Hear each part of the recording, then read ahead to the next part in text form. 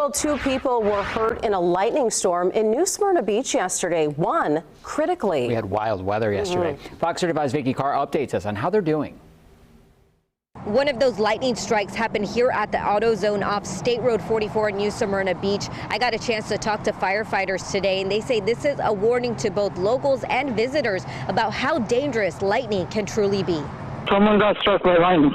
911 calls pour in as lightning-filled storms hit New Smyrna Beach Tuesday afternoon.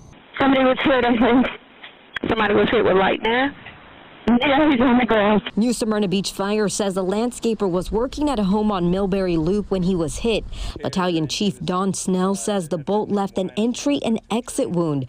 A neighbor who performed CPR says the man was found face down. He was obviously struck by lightning. You could see where it was in his head, and his pants were shredded. The call came in at 4. It was listed on this report as a cardiac arrest. It was a direct hit, so they transported him to Halifax.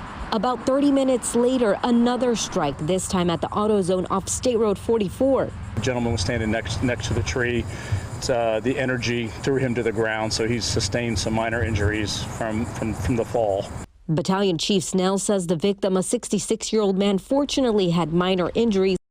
One caller describes the aftermath. Yeah, he's got his leg is pretty scraped up. He fell after they hit him. His leg is swollen up, it's bleeding. Now a warning from firefighters for both locals and visitors to never let lightning catch you off guard. When you see these heavy storms building, there's all that energy transfer is going to come back down to there somewhere. So, the best thing to do is just get out of the way and go find something to do inside. And I'm told that landscaper was taken to the hospital in critical condition. In New Smyrna Beach, Vicky Carr, Fox 35 News.